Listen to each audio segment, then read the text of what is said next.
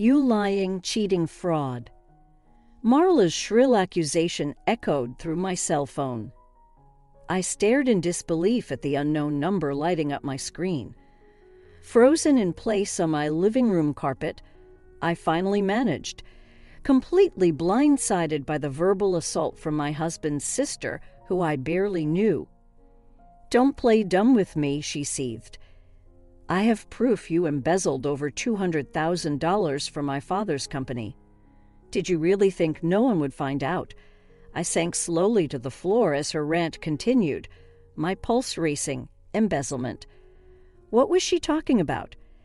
I racked my brain trying to make sense of the allegations.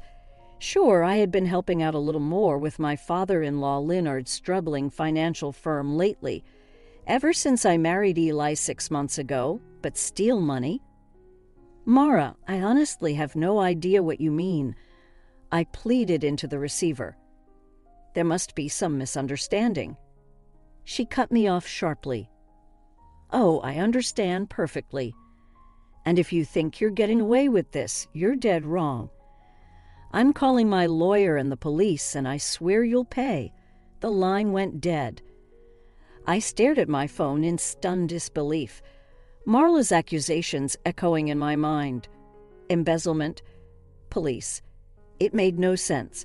How could she think I was capable of such a thing? My hands shook as I dialed Eli, desperate to make sense of this madness. It went straight to voicemail. I hung up, remembering with a sinking feeling that he was on a business trip. I was alone facing Marla's bizarre allegations without anyone on my side. Over the next hour, I paced the house, dread and confusion swirling inside me. I knew I had done nothing wrong, but I had no idea how to prove it or why Marla would make such extreme accusations against me. We barely knew each other. Why would she be targeting me like this? I didn't have to wonder much longer. My phone buzzed with a text from Eli's cousin Jane, asking if I was going to Leonard's 80th birthday barbecue that weekend. My heart sank further. If Marla was going to come after me for supposed embezzlement, what better place to confront me than in front of the whole family? I toyed with staying home, not wanting to face public humiliation, but I knew avoiding her would make me look guilty.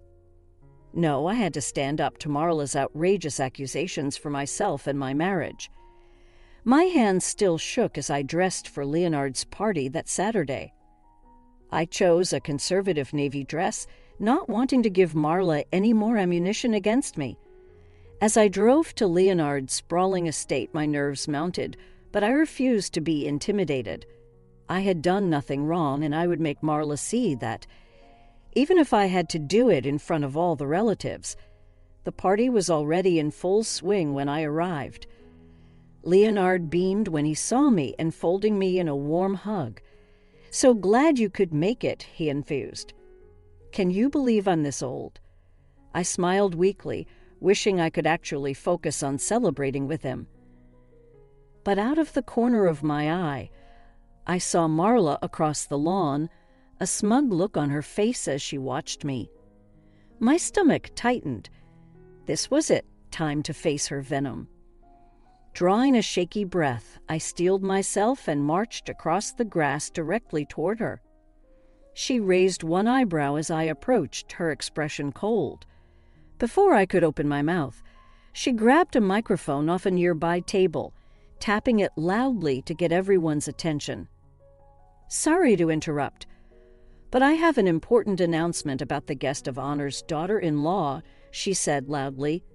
Everyone turned, curiosity mixing with surprise at her imperious tone. "Here," she continued, glaring at me while gesturing theatrically in my direction, "has stolen over $200 from the family." A collective gasp rose from the crowd. I stood frozen, mouth agape, as all eyes fixed on me with disbelief and suspicion. My pulse pounded in my ears. "Eli," demanded, rushing forward to stand between us. I blinked back grateful tears at the sight of my husband, though his forehead was etched with confusion. "Yeah, what the hell, Mara?" Someone else shouted. A nervous murmur rippled through the guests. My knees shook as I grasped Eli's hand like a lifeline. "Mara, what is going on?" Eli demanded, rushing forward to stand between us. I blinked back grateful tears at the sight of my husband, though his forehead was etched with confusion. "Yeah, what the hell, Mara?" Someone else shouted. A nervous murmur rippled through the guests. My knees shook as I grasped Eli's hand like a lifeline. Marla raised her palms, her eyes cold. "I received an anomaly notice from the family company's bank last week. When I investigated, I discovered systematic transfers from the business account straight into C's personal coffers." "That can't be true," I implored to the crowd, finding my voice. "I would never steal anything, especially not from family." "That's funny because I have bank records showing otherwise." Marla spat, and it didn't take much digging to realize the transfers coincided precisely with C's arrival. She crossed her arms smugly. Blood roared in my ears. This couldn't be happening. Eli squeezed my hand, brows furrowed. "Clearly there's been some kind of mix-up. Let's sit down and look at these supposed records. I'm sure she can explain." "A mix-up?" Marla retorted. "You really believe your wife over your own sister?" "The proof is right here in black and white." She waved papers in the air as indignant murmurs spread through the guests. My eyes flooded with tears. Was Eli really doubting me too? "Hey, let's not make assumptions until we have all the facts," our cousin William interjected reasonably. Some family members mumbled agreement. "Maybe the bank made an error." "The bank didn't embezzle 200 grand, she did," Marla shouted, stabbing a finger at me. Several relatives nodded, casting suspicious looks my way.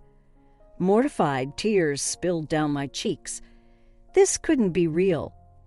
Suddenly, Leonard stepped forward, leaning heavily on his cane. Though frail, his voice rang clear. "I know my daughter-in-law is innocent," he declared.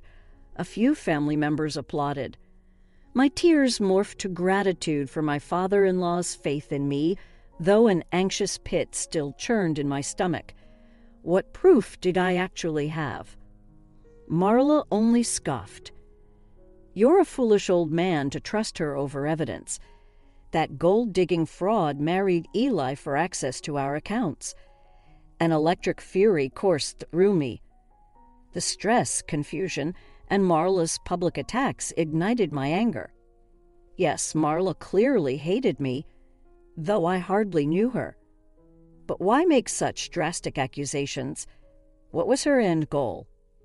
Before I could respond, she snatched her cell phone from her fancy designer purse, stabbing aggressively at the screen. "That's it," she snapped. "I'm calling the cops." Fear and adrenaline surged through my veins. This harassment had gone too far. Just then, Eli grabbed Marla's phone from her hand, ending the call she had started. Marla's mouth dropped in indignation. A tense hush fell over the audience. "I think we all need to take a beat and calmly gather the facts," Eli stated evenly, though I detected a slight tremble in his voice. He drew me close, and I clung tightly to him, struggling to control the sobs rising in my throat. "Let us reconvene tomorrow after I've had time to carefully examine these bank statements, and C can explain her records," Eli continued. "I'm confident we can resolve this without getting the police involved." I exhaled, beyond grateful for Eli's level-headed intervention. Maybe he did still believe in my innocence after all, but as I glanced around at the circle of relatives, I only saw skepticism and distrust in their eyes.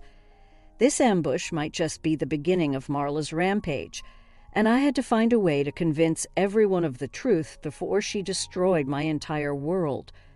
The war had only just begun. The next weeks crept by in agonizing slow motion. Marla's public accusations spawned whispers that plagued me each time I ventured into town. The hairdresser, the grocer, even our neighbors cast furtive glances my way. At home, tension crackled in the air. Eli buried himself reviewing reams of financial statements, desperate to reconcile the anomalies Marla uncovered. Though he tried to hide it, I spotted doubt flickering in his eyes whenever we spoke.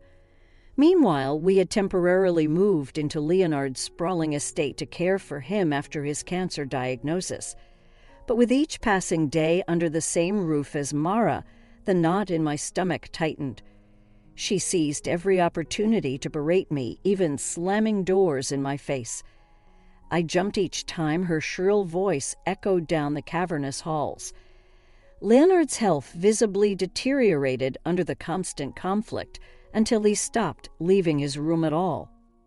One evening, as I prepared Leonard's dinner tray, I overheard Marla's strident tones from the hall. I paused, a glass of orange juice frozen in my hand. "C clearly convinced you to put her name on your will and give her health care power so she can manipulate your money while you're vulnerable from chemo," Marla accused. My mouth fell open in dismay. Were her attacks now extending to how I cared for my dying father-in-law? "Really, Mara? Must you always assume the worst?" Leonard replied wearily. "I asked her to help me get my documents in order because I trust her. You're making a huge mistake trusting that deceitful money grabber over your own family," Marla retorted. I stormed down the hall before I even made the conscious decision. Too incensed to hold my tongue a second longer. "How dare you undermine how I care for Leonard?" I confronted her, slamming the tray onto the table. Orange juice sloshed over the edge of the glass, questioning my role as power of attorney when I've done nothing but dedicate myself to this family is despicable. "Even for you," I spat. Marla straightened to her full height, mere inches taller than my petite frame, but she seemed to tower over me now with righteous indignation flaming in her eyes. "You manipulated your way into this family's good graces with dewy eyes and sweet talk so you could get your hands on Leonard's fortune," she hissed, stepping toward me. "But you won't get away with it as long as I'm here protecting what's rightfully mine." Suddenly, her accusations clicked into place with startling clarity. This had never been about me at all. It was about securing her own inheritance. My chest swelled with outrage. "Is that what this whole smear campaign is about?" I demanded. "Discrediting me so you get Leonard's money?" Marla scoffed. "It's only smear if it's not the truth, but go ahead, play the victim. We'll see who Leonard believes when I show him proof of your late-night cash withdrawals dipping straight into your personal shopping funds." My hands clenched at my sides. So that was her new angle. I had to nip this sabotage in the bud. "You planted bogus evidence to make me look guilty so you could wrestle away control," I accused. "Admit this is all a ploy before you cause real damage." Marla stepped forward until she loomed over me, close enough for me to smell her floral perfume. Her glare pierced my soul. "The only damage being done here is you bleeding my family dry through your deceit. But I will expose you if it's the last thing." "I do," she vowed. A chill slithered down my spine at the cold conviction in her tone. She swept from the room before I could summon any defense. I sank into a chair, heart pounding against my ribs. This confirmed Marla wouldn't stop her personal vendetta until she achieved her nefarious goal. I had to act fast to protect myself and Eli from her intricate manipulations. But I feared too much harm had already been done. The web of lies she spun seemed too thick to permeate. If I didn't find a way to prove myself soon, I risked losing everything. My fists clenched with determination. I refused to let Marla win. Over the next week, I became restless, unable to shake Marlo's threat. Her web of lies seemed on the verge of choking the life from me and my marriage. I had to fight back. Late one night, after everyone else went to bed, I crept into Leonard's dusty home office. Moonlight filtered through the windows as I rifled through the heavy wooden desk. There had to be some record here of the family company's actual financial records I could leverage to defend myself. The air felt thick and oppressive as I sifted through endless papers by the dim glow of my phone flashlight. Dust motes danced through the thin beams like ghosts of the past. I suppressed a cough, anxious not to wake anyone.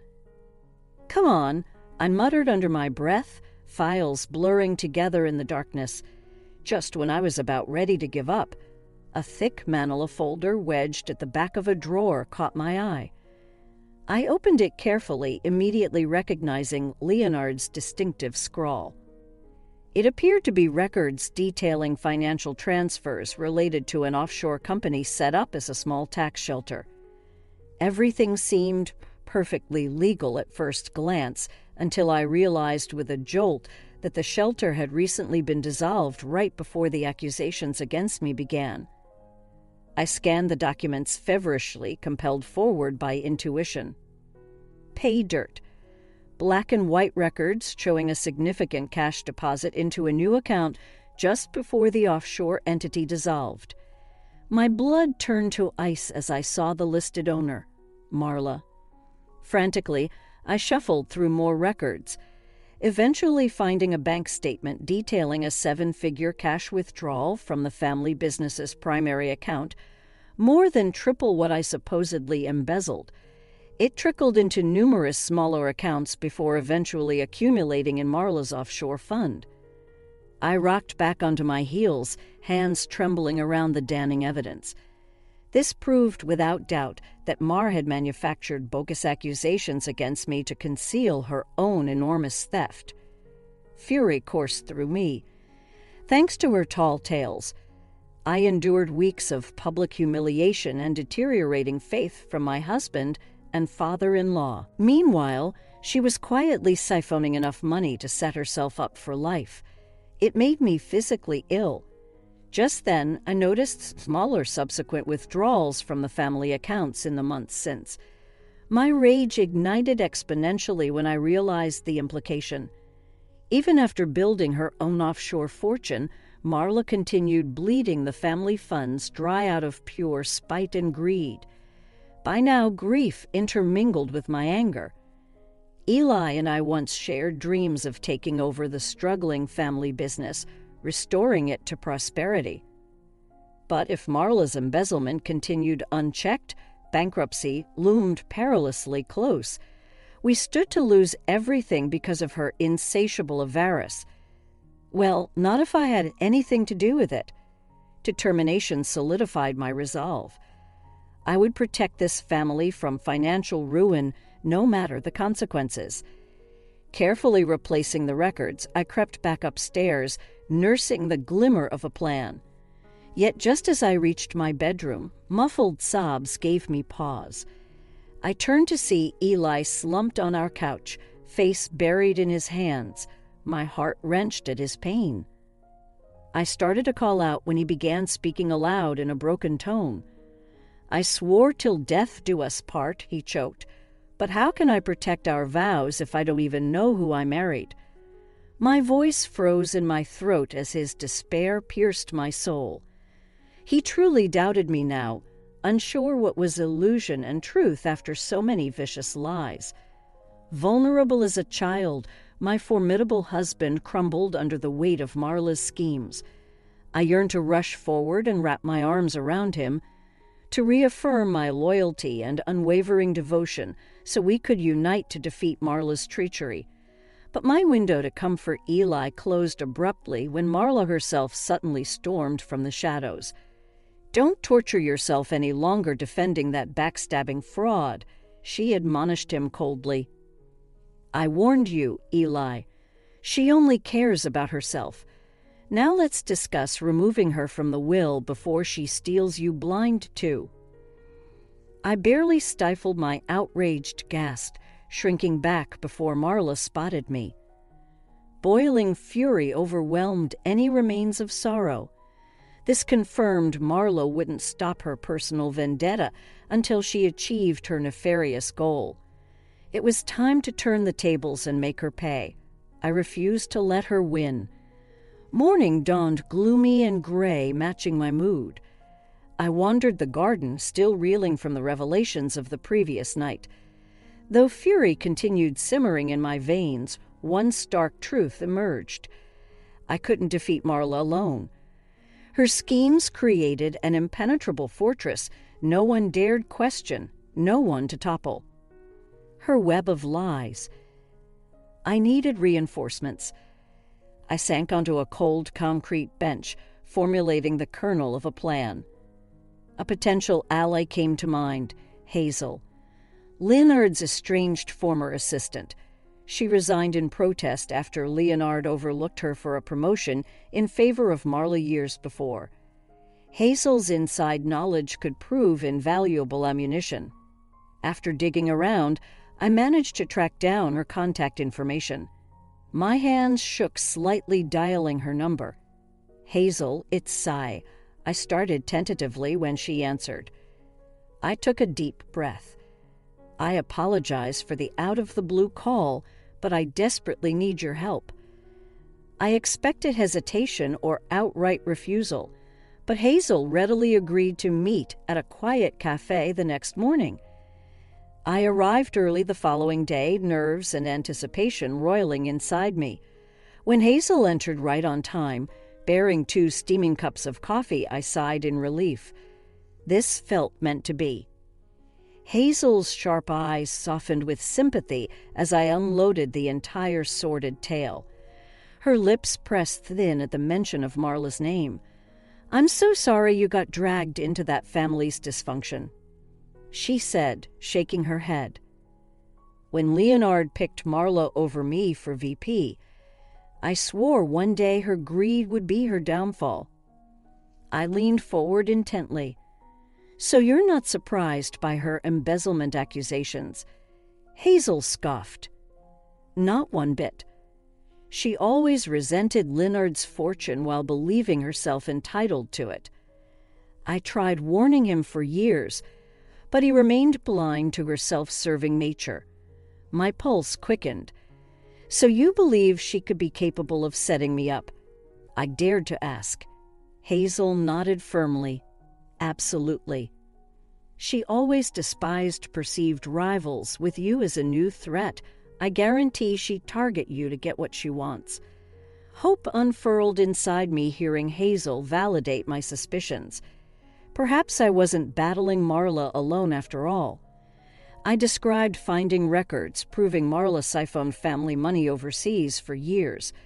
Hazel confirmed witnessing odd financial transactions during her tenure, but hadn't pieced together the pattern at the time. I knew something dishonest was happening right under Leonard's nose, Hazel revealed, anger glinting in her eyes. But I never managed to catch concrete proof before Marla turned Leonard against me. My mind raced, connecting dots with Hazel's inside context combined with the evidence I uncovered. We suddenly held all the puzzle pieces necessary to expose Marla's schemes. I met Hazel's determined gaze. "Will you help me convince Leonard and Eli of the truth?" I implored. "With our knowledge combined, we can finally prove Marla's been playing everyone this whole time." Hazel straightened, resolve stealing her expression. "I'm all in. Marla destroyed my career and reputation. It's time for some justice." We plotted late into the afternoon. Hazel agreed to discreetly dig for more evidence of Marla's embezzlement over the years. Meanwhile, I would delve deeper into the dissolved tax shelters, hopeful more clues awaited somewhere. It felt intoxicating, finally strategizing a counter-offensive. As we parted ways outside the cafe, Hazel grasped my hands, compassion in her eyes. "Stay strong, sighed," she urged with perseverance. "The truth prevails. You'll restore your good name, I'm certain of it." I blinked back grateful tears as I embraced her. With Hazel by my side, the future seemed a little less bleak than the night before.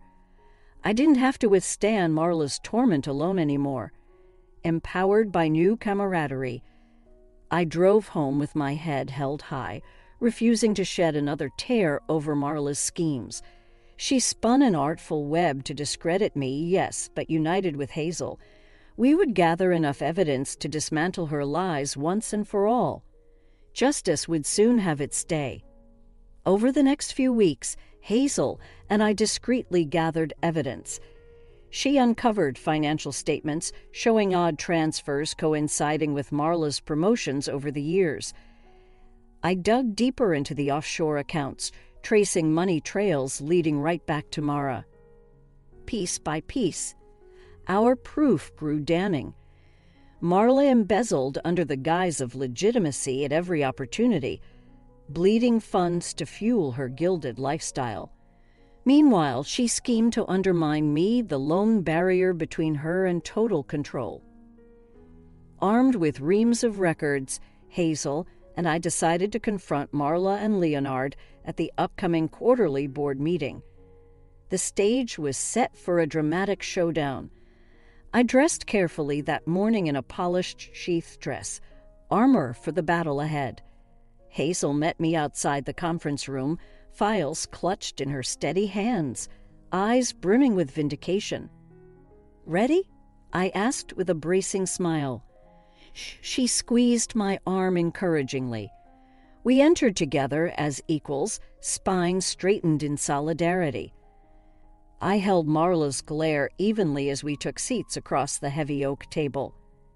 Shock registered briefly on her haughty features at the sight of her old rival, but she quickly arranged her face in a patronizing smile.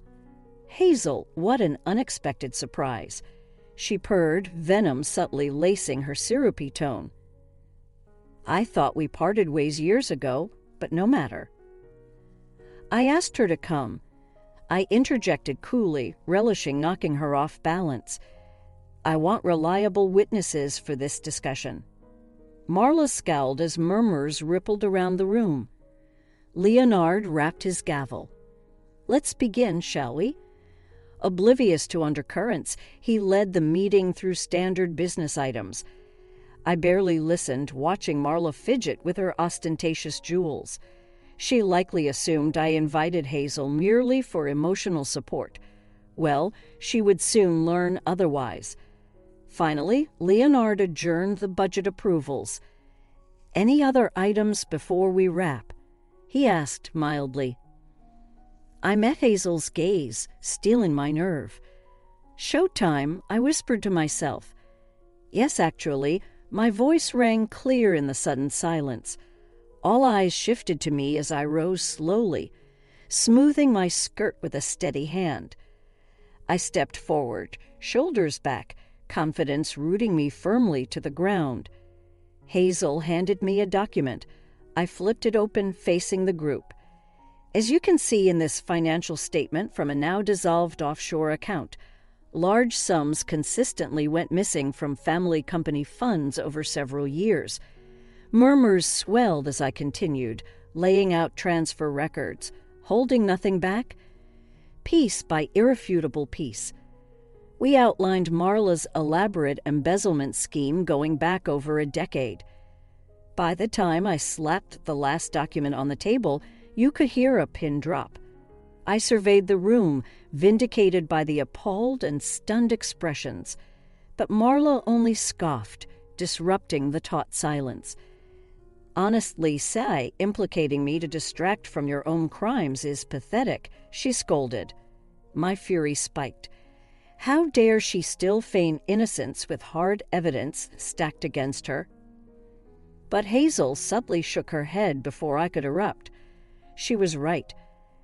I had to stay calm and definitive for my case to convince. I folded my hands neatly. The proof is all here. Hazel and I traced every withdrawal, every transfer authorized by your signature to siphon family funds. I speared Marla with an icy stare. The only question is why and how much more before you bankrupted us all." A tense pause swelled. I glimpsed doubt flickering behind Eli's stoic expression. The others seemed to hold their breath, stunned by the expected drama. This was it, my one shot to break Marla's facade wide open. Suddenly, Marla shoved back her chair with an ear-piercing screech. "This is ridiculous," she stabbed an accusatory finger in my direction.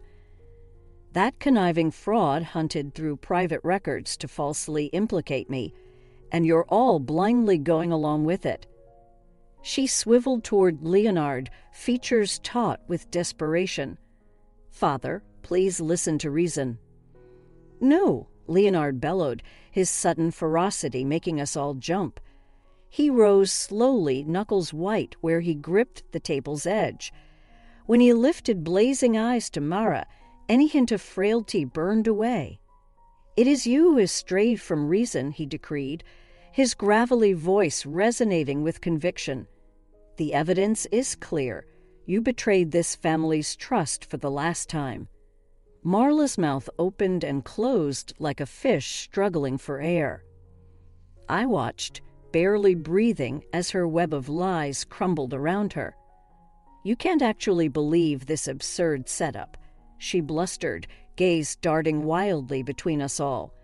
But she no longer appeared the commanding tycoon, just a desperate, broken woman with nowhere left to hide.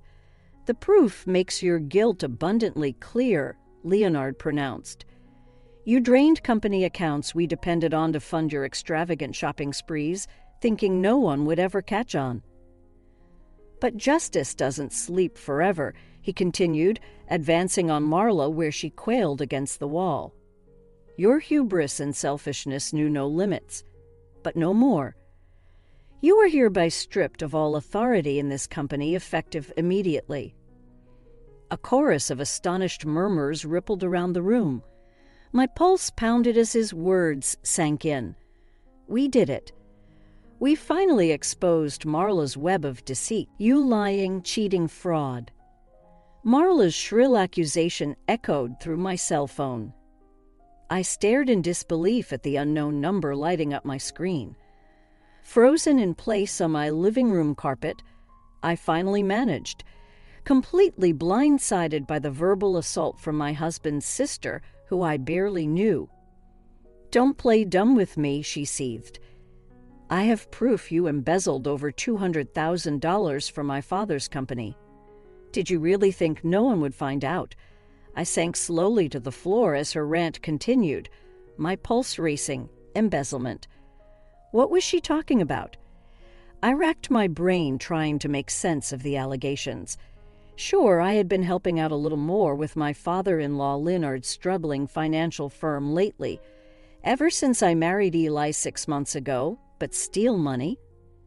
"Mara, I honestly have no idea what you mean," I pleaded into the receiver.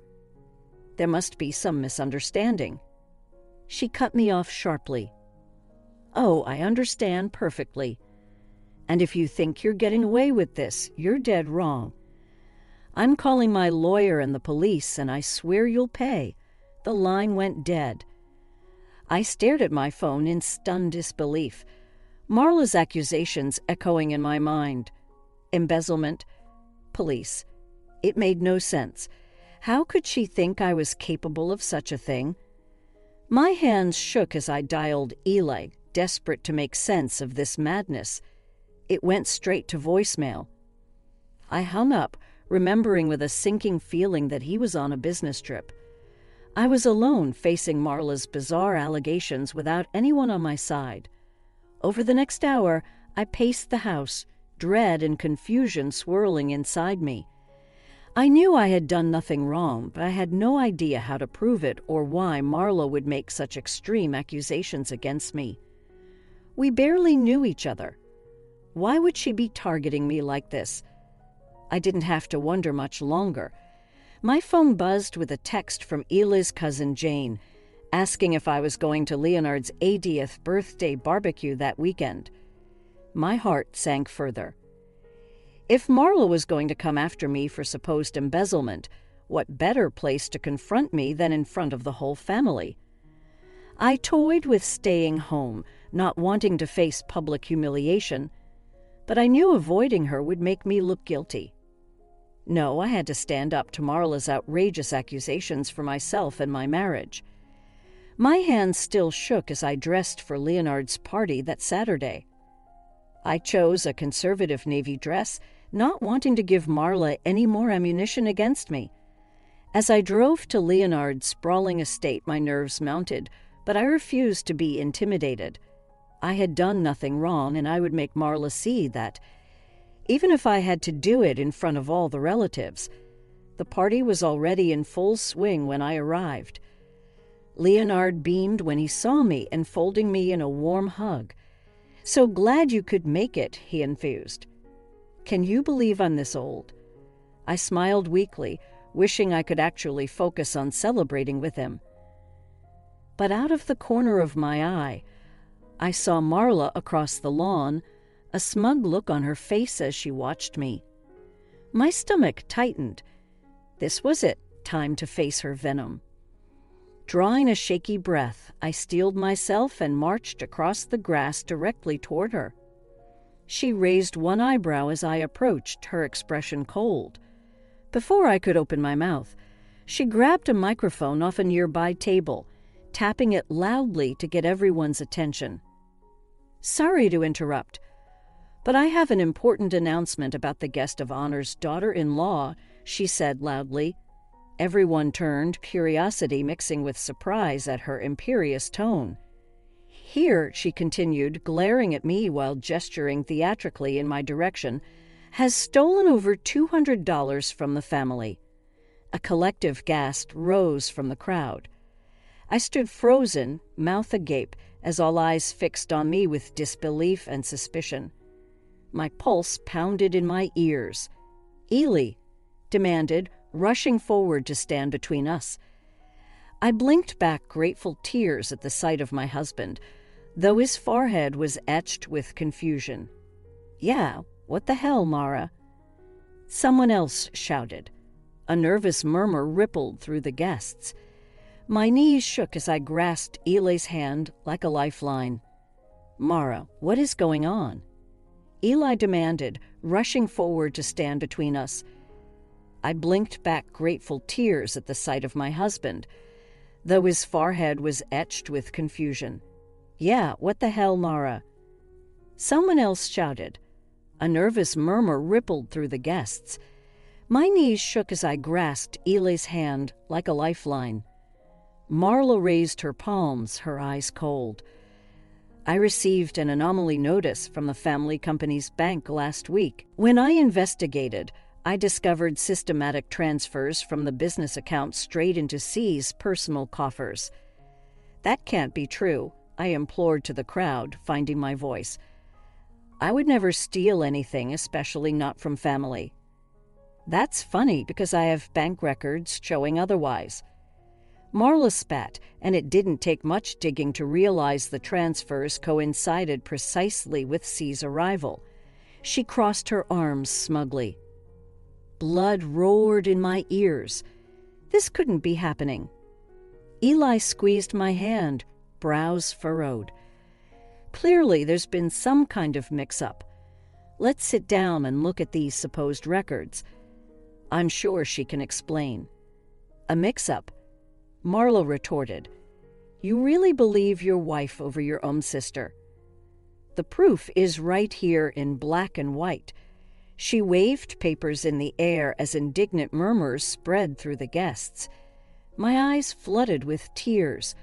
Was Eli really doubting me too? "Hey, let's not make assumptions until we have all the facts," our cousin William interjected reasonably. Some family members mumbled agreement. Maybe the bank made an error. "The bank didn't embezzle 200 grand, she did," Marla shouted, stabbing a finger at me. Several relatives nodded, casting suspicious looks my way. Mortified tears spilled down my cheeks. This couldn't be real. Suddenly, Leonard stepped forward, leaning heavily on his cane. Though frail, his voice rang clear. "I know my daughter-in-law is innocent," he declared. A few family members applauded. My tears morphed to gratitude for my father-in-law's faith in me, though an anxious pit still churned in my stomach. What proof did I actually have? Marla only scoffed. "You're a foolish old man to trust her over evidence. That gold-digging fraud married Eli for access to our accounts." An electric fury coursed through me. The stress, confusion, and Marla's public attacks ignited my anger. Yes, Marla clearly hated me, though I hardly knew her. But why make such drastic accusations? What was her end goal? Before I could respond, she snatched.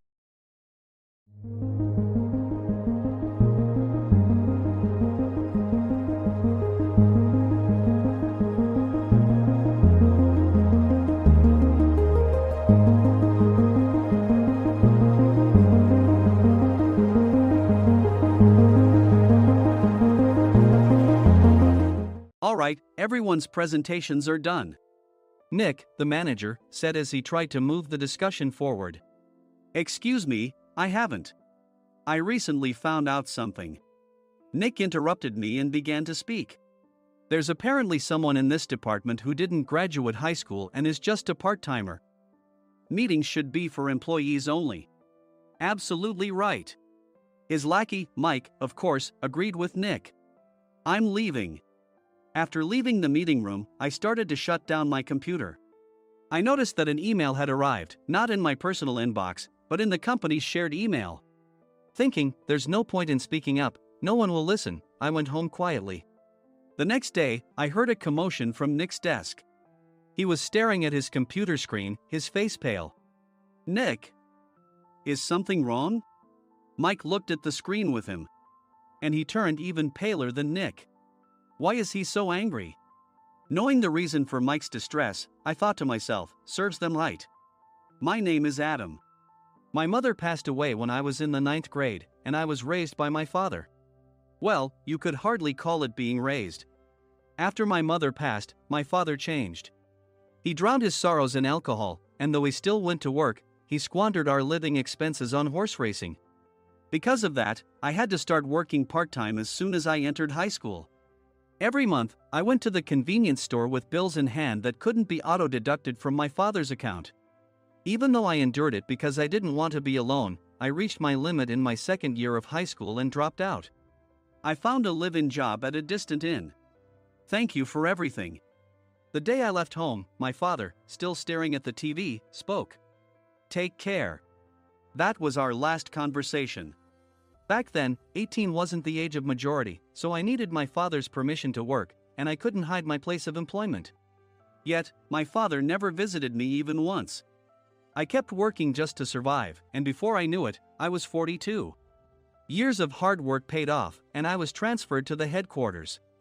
I was thrilled to be recognized by the company, as I thought I'd be working in the field until retirement due to my lack of formal education. Listen up. Our work can change the future of our employees. Don't drag us down. On my first day after the transfer, Nick, dressed in an expensive suit, spoke sternly. There was a reason for this.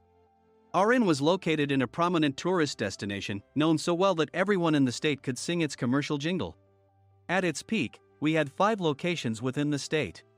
But that was long ago. Due to financial difficulties and aging facilities, only the place where I had worked for many years and the original establishment remained. I was prepared to lose my job anytime, but now there was a glimmer of hope. With the rise of social media, the tourist area where the inn was located started gaining attention again. Depending on how hard the sales department, where I was transferred, worked, we could either thrive or be forced to give up this prime location to the new hotel chains continuously popping up. For Nick, who had switched careers from another industry to strengthen our sales, this was a battle he couldn't afford to lose. I understood why he had to be strict. I will do my best. Nick sneered at my enthusiastic declaration. Did you not hear what I said? I'm sorry. I thought I was listening carefully. Out of habit from years of customer service, I apologized reflexively, though I had no idea what had offended him. Someone was watching me with a smirk. In this department, there are those who are expected to excel and those who have been shoved here because they have nowhere else to go. You are the latter. It was Mike, the section chief. He's 7 years younger, at 35. But he was called to headquarters much earlier than I was and had been moving around within the headquarters ever since. I'm not jealous, but I can't accept that he's my boss. Graduating from a prestigious university, he has an unusually high pride and caused many problems as a newbie, making things very difficult for me when I was the front desk leader. When I found out Mike was transferred to the sales department a month before me, I was disheartened. Mike is right.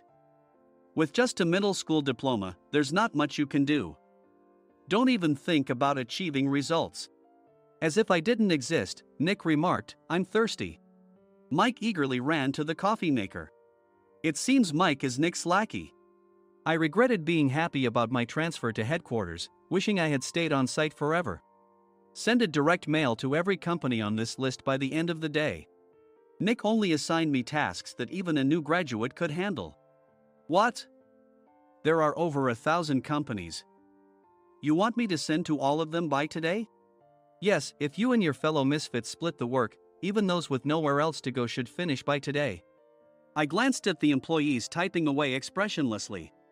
They were worn out from customer service, only thinking about leaving on time, or were women reassigned after having children, with zero motivation for work.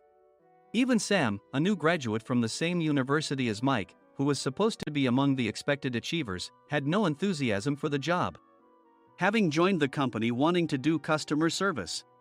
I don't care what they say, I plan to quit anytime, he said. Only Nick and Mike were highly motivated, making all the decisions between the two of them. I originally only wanted to work at the inn to survive and had no particular attachment to this job. I swallowed my words, thinking I had no right to reprimand them. About a month after the transfer, Nick told us with a frustrated look. To commemorate the 50th anniversary, we've decided to create a plan exclusive for one group per day. Originally, Mike and I were supposed to come up with it, but our president, Mr. Thompson, insists on hearing everyone's opinions. So, you all get a chance. As Nick explained, Mike began handing out prints. Make sure not to embarrass Nick. If your ideas are half-baked, you'll have to redo them. It seemed that they had printed his handwritten notes by Mr. Thompson, which included several questions and a section for free responses. It made sense why Nick had to seek our input, given that all responses had to be submitted to Mr. Thompson. We were given a week to think about it, and a meeting was scheduled to compile our ideas. My plan is to let guests enjoy both the old and modern America. Nick began the presentations. Guests would watch a master confectioner at a nearby traditional sweet shop make sweets in front of them. The welcome drink would be premium tea in a bottle. Nick's plan was certainly attractive. After his presentation, Nick called on us to present in the order we were seated. Just as I stood up for my turn. All right, everyone's presentations are done. Excuse me, I haven't. I recently found out something. Nick interrupted me. There's someone in this department who didn't graduate high school and is just a part-timer. He was likely talking about me. I joined the company as a part-timer and was made a full-time employee when I turned 20. That was 20 years ago, so Nick and Mike probably had no chance to know until recently. Meetings should be for employees only. Absolutely right. After that, Nick kept creating opportunities to solicit everyone's opinions, purposefully excluding me from speaking. The meeting unexpectedly heated up and went past the scheduled end time. A few people asked to leave, and the discussion continued with the remaining few. Still here? Normally, you'd leave in that situation. Though I had no attachment to the job initially, hearing kind words from customers made me want to make them happier. For someone like me, with nowhere to go, the inn was my home and customer service was my life. I felt pathetic about my current self. I'm leaving. I left the conference room and started shutting down my computer. I noticed an email had arrived, not in my personal inbox, but in the company's shared email. Thinking no one would listen to what I had to say anyway, I quietly went home. The next day, while preparing the DM as instructed, I heard a commotion from Nick's desk.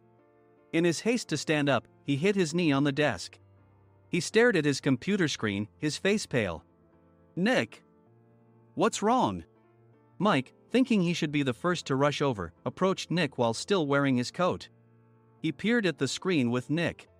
And he turned even paler than Nick. Why is he so angry? Who is responsible for this company? Nick, more irritated than ever, asked, and Mike answered without checking. Probably Sam. Sam wasn't there because he was attending a morning training session for new hires. Nick gave up on getting angry and returned his gaze to the screen. They were looking at an email that arrived right after the end of the working day yesterday. Apparently, no one, including me, had checked it before leaving. The email was from a large company that used us for their annual employee trips. The president and executives of that company also frequently used our services personally. President of the company, Mr. Mason himself, had declared that neither he nor his company would ever use our services again. Well, some companies cancel their employee trips or stop using our services due to financial struggles. Let's just move on. Mike kept wiping the sweat from his forehead with a handkerchief. Knowing why Mike was so agitated, I quietly watched their interaction. Do you know how much revenue we get from that company? We can find other guests to fill the rooms, but we'll lose the banquet costs, gift shop revenue, rental car fees, and more. Moreover, the gifts were supposed to be prepared by the traditional confectionery shop involved in Nick's proposed plan. If it's known that we incurred such a huge loss at this critical time, Nick's position in the company would be jeopardized. Nick took a deep breath, seemingly trying to calm himself. All right, Mike. Go to New York right now and apologize to Mr. Mason. What? You're coming with me, right? I have urgent work to do. I trust you, which is why I'm entrusting this to you. Please. Mike, believing Nick's sincerity, agreed with a determined look on his face, saying, yes. That's Nick for you. Even if Mike went to apologize, Nick would shift all the blame onto him if the client didn't change their mind. Well, it was Mike's fault to begin with, so it served him right. About 3 hours later, Sam answered a call from somewhere and repeatedly apologized, saying, I'm very sorry. Everyone watched to see what was happening. After ending the call, he informed Nick with a weary tone. When Mike arrived at the client's company, he only made things worse, further infuriating Mr. Mason. He was demanding, get his boss here immediately. It was no wonder Sam was exhausted, dealing with such a call right after returning from training. What is that idiot doing?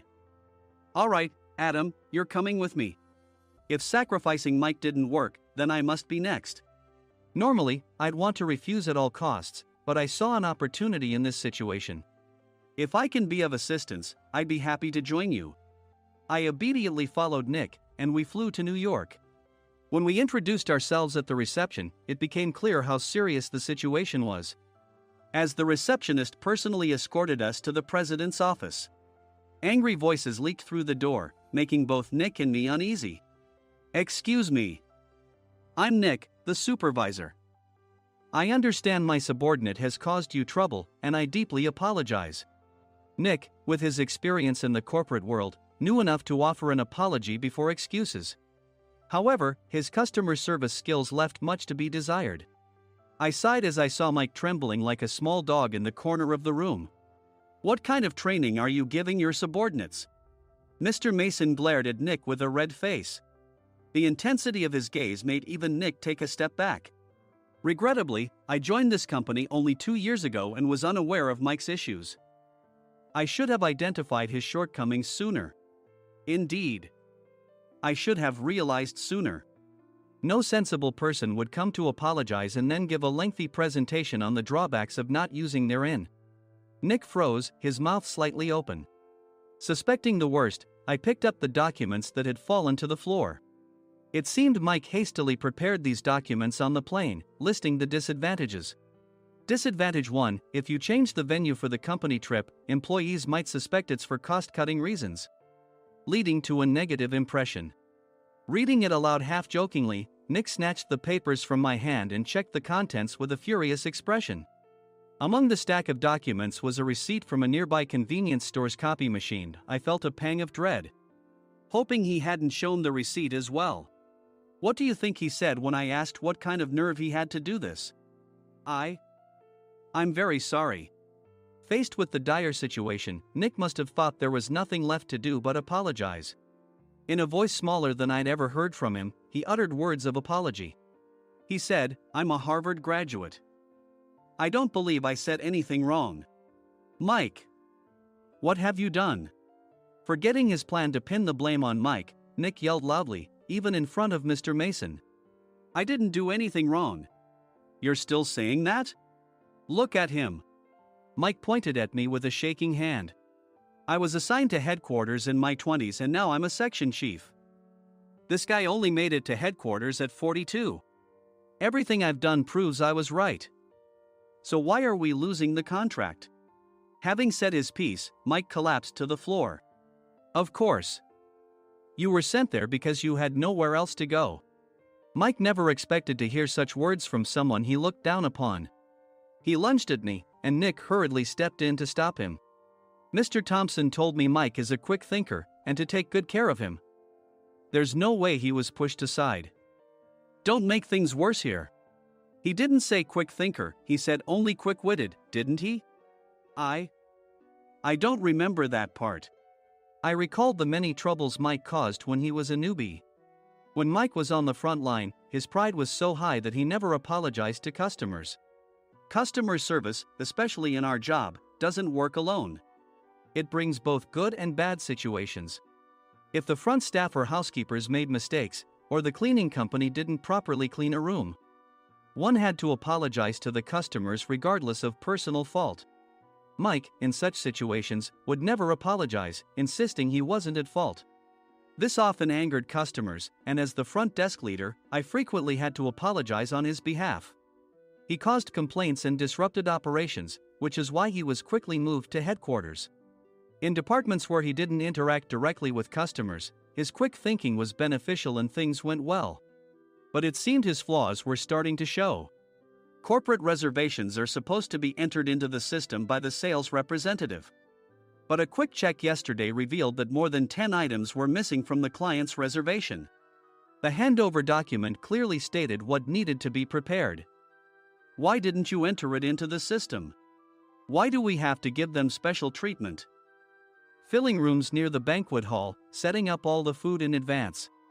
Specifying the brand of wine, they're too demanding. No wonder he always angered customers, I thought, feeling a headache coming on. Grouping them in rooms near the banquet hall is for our benefit too. It makes it easier for the staff to set up beds and serve breakfast since everyone's schedule is synchronized. As for the other requests, Mr. Mason suggested them to lighten our load. I didn't know that. Nick finally seemed to realize that Mike was the one who had angered the client. What did you say to them? I just told them we wouldn't give them special treatment anymore. We shouldn't waste effort on things that don't bring in money. I was utterly exasperated at his lack of understanding of customer service. Of course, we shouldn't comply with unreasonable demands. But carrying over successful practices from past stays makes customers feel remembered and enhances their experience. Good memories encourage repeat visits. That's part of our job. I looked down at Mike, who was sitting on the floor. In our job, nothing is a waste. Mr. Thompson likely moved you to the sales department, hoping you'd finally understand this. How do you think he feels now that you've failed to meet his expectations? Mike, tears in his eyes, fled the president's office. I was amazed he still hadn't apologized. You have it tough, Adam. It's okay, we're all employees of the same company. I deeply apologize for this disrespectful incident. Especially after all the care you've shown us. If it weren't for you, Adam, I really would have stopped staying here. When I heard you were moving to the sales department, I was willing to reconsider if you handled it. Seeing us talk so amicably, Nick's face contorted. Do you two know each other? Adam's service is excellent. I always requested him specifically. Normally, we don't accept specific staff requests, but we made an exception for Mr. Mason, adjusting my shifts accordingly. He had personally stayed at our hotel just before my transfer, and during casual conversation, I mentioned, I'm moving to the sales department soon. If I hadn't told him then, things could have been much worse. Please continue to take care of us. I look forward to it. On the return flight, Nick awkwardly offered me a can of beer. It's still working hours. Of course, I had no intention of forgiving him for a single beer. Nick might try to pin everything on Mike and avoid any consequences. While pondering this, a startling fact came to light. Nick, the tea bottles for the plan have arrived. I handed Nick a bottle labeled with our inn's name. They look good. What are you talking about? These are plastic bottles. I had assumed we would use the trendy, high-end bottling tea. But what arrived were ordinary plastic bottles of tea with customized labels. The only unique aspect was the label, which had the inn's name, making it look customized. Upon further investigation, I discovered that a substantial amount of money was set to be paid to the tea company. It was priced like bottling tea. Does this plastic bottle really cost $100 each? The tea inside is specially blended for us. The extra cost is for that. Wouldn't it be better to use another tea company? Or is there a specific reason we must use this one? As Nick continued to make excuses, I showed him a printed email. I informed the tea company's president, Mr. Mitchell, that we discovered irregular payments and he confessed. He said you two were high school classmates and planned to split the extra money. That idiot. Why did he confess? That's not important. You should worry about yourself, this could turn into a police matter. Opening the bottle cap, I suggested. How about calming down with this tea? It supposedly has a relaxing effect. Nick drank the tea frantically. In the following days, decisions were made about their fates. Mike was reassigned to the General Affairs Department, with no chance of transfer or promotion, as per Mr. Thompson's orders. As for Nick, since the payment to the tea company hadn't yet been made, he narrowly avoided legal trouble. Instead, he was encouraged to leave the company, and to avoid further complications, Nick submitted his resignation. Rumor has it that connections between HR departments have made it difficult for him to find new employment. Even though it was good to have those two gone, something unexpected happened in the sales department. Everyone became motivated and united in refining the 50th anniversary plan. In the end, my plan was adopted. We collaborated with the Tourist Information Center to provide personalized guides. The plan, tailored to the number of guests, was truly special for the 50th anniversary. Hey, is Adam's family coming to stay? I immediately booked that special plan for my family. Sam noticed it on the reservation list and quickly picked up on it. Yes, I'm inviting my father. That's great. I might invite my parents too. I lacked the courage to face my father just as Adam. But here, with the confidence Mr. Mason praised, I felt ready. The 50th anniversary plan was a perfect opportunity to reconnect with my father. I hoped to bring back the days when we could laugh together as we once did.